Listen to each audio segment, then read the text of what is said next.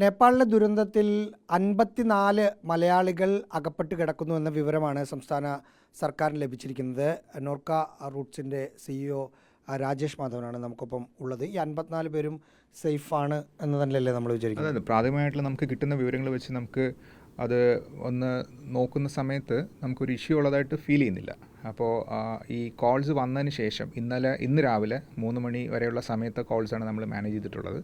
അപ്പോൾ അതിനുശേഷം ആകെ വന്ന് ഇന്ന് വൈകിട്ടത്തെ കോളാണ്. ഇന്ന് വൈകിട്ട് വന്ന കോള് ഒരു ട്രെക്കിംഗ് പ്ലാൻ ചെയ്ത് നേപ്പാളിൽ ചെന്ന് അവിടുത്തെ ലോക്കൽ ഗ്രൂപ്പിൻ്റെ കൂടെ ട്രെക്കിങ്ങിന് പോയതായിട്ടാണ് മനസ്സിലാക്കുന്നത്. നമ്മൾ ഫാമിലിയായിട്ട് സംസാരിച്ചിരുന്നു.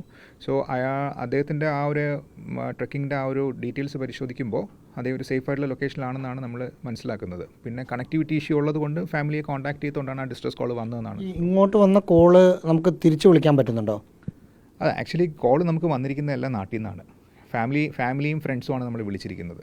അപ്പോൾ ഹെൽപ്പ് ഡെസ്കിലേക്ക് ഈ വിളിക്കുന്നവരിൽ നിന്ന് നമ്മൾ കളക്ട് ചെയ്യുന്ന ഡീറ്റെയിൽസ് വെച്ചിട്ടാണ് നമ്മൾ ഈ 53 അല്ലെങ്കിൽ 54 എന്നുള്ള എണ്ണത്തിലേക്ക് എത്തുന്നത്. അതല്ലാതെ ഈ നേപ്പാളിൽ നിന്ന് ആരും വിളിച്ചിട്ടില്ല? ഇല്ല, അതിനുള്ള സാധ്യത വളരെ കുറവാണ്. കാര്യം വെച്ചാൽ സേഫ് ആയിട്ടുള്ള സ്ഥലങ്ങളിൽ നിന്നുള്ള വിളികൾ മാത്രമേ ഇതുവരെ റെക്കോർഡ് ചെയ്തിട്ടുള്ളൂ. നമ്മൾ ഈ പ്രശ്നബാധിത മേഖലകളിലോ അല്ലെങ്കിൽ അതുമായിട്ട് ആ ചുറ്റുവട്ടത്തുള്ള മേഖലകളിൽ നിന്ന് നമ്മൾ മിസ്സിങ് എന്ന് പറയുന്ന നമ്മൾ കണ്ടെത്താൻ ശ്രമിക്കുന്ന ആൾക്കാരുടെ ഭാഗത്തുനിന്ന് ഒരു കോൾ വന്നിട്ടില്ല. നെറ്റ്വർക്ക് ഇഷ്യൂ ആണ് അത്. അവർ സേഫ് ആണെന്ന് തന്നെയാണ് നമ്മുടെ വിശ്വാസം. പക്ഷേ അവർക്ക് കോൺടാക്ട് ചെയ്യാനുള്ള അല്ലെങ്കിൽ അവർക്ക് മൊബിലിറ്റി ഇഷ്യൂസ് ഉണ്ട്, ലൈക്ക് വാഹനങ്ങളില്ല, റോഡില്ല, അങ്ങനത്തെ പ്രശ്നങ്ങൾ ഉള്ളത് കൊണ്ടാണ് ഫാമിലിയിലേക്കോ അല്ലെങ്കിൽ നമ്മളിലേക്കോ കോൾ വരാത്തത്. അപ്പോൾ ഈ വിദേശകാര്യ മന്ത്രാലയമായിരിക്കും ഇവരെ ഡൽഹിയിൽ വരെ എത്തിക്കേണ്ടത്, അവരായിരിക്കും. അത് കഴിഞ്ഞാലല്ലേ നമ്മുടെ റോള് വരിക? അതെ, തീർച്ചയായിട്ടും. കാര്യം ഇത് രാജ്യത്തിന് പുറത്തുള്ള ഒരു സിറ്റുവേഷൻ ആയതുകൊണ്ട് തീർച്ചയായിട്ടും മിനിസ്ട്രി ഓഫ് എക്സ്റ്റേണൽ അഫയേഴ്സും എംബസിയാണത് ചെയ്യുന്നത്. പക്ഷേ നമ്മളുടെ കേരളത്തിൻ്റെ റെസിഡൻറ്റ് കമ്മീഷണറുണ്ട്, സാറ് ഡൽഹിയിൽ ആ കാര്യങ്ങളെല്ലാം കോർഡിനേറ്റ് ചെയ്യുന്നുണ്ട്. ഞങ്ങളുടെ നോർക്കൻ ഡെവലപ്മെൻറ്റ് ഓഫീസറും ആ കാര്യങ്ങളിൽ ഇൻവോൾവ് ചെയ്യുന്നുണ്ട്. റെസിഡൻറ്റ് കമ്മീഷണർ സാറിൻ്റെ ഭാഗത്തു നിന്ന് ഈ MEയിലേക്കുള്ള ഡയറക്റ്റ് കോൺടാക്ട്സ് ഉണ്ട്. സോ ആ രീതിയിലുള്ള അപ്ഡേറ്റ്സ് നമുക്ക് കിട്ടുന്നുണ്ട്. പക്ഷേ നമ്മൾ ഷെയർ ചെയ്തിട്ടുള്ള ഡീറ്റെയിൽസ് വെച്ച് അവിടെ സ്റ്റാൻഡേർഡ് ആയിട്ടുള്ള ആൾക്കാരിൽ എത്തി അവരെ ഒന്ന് ക്രോസ് ചെക്ക് ചെയ്ത് നമുക്ക് MEയിൽ നിന്ന് റിപ്പോർട്ട് വരുന്ന മുറയ്ക്ക് മാത്രമേ നമുക്ക് ആധികാരികമായിട്ടൊരു കാര്യം പുറത്ത് പറയാനായിട്ട് പറ്റുള്ളൂ. അതായത് ചുരുക്കി പറഞ്ഞാൽ ഈ 54 പേരുടെയും ഡീറ്റെയിൽസ് നമുക്കറിയാം, ബന്ധുക്കളാണ് വിളിച്ചതെന്നതുകൊണ്ട്.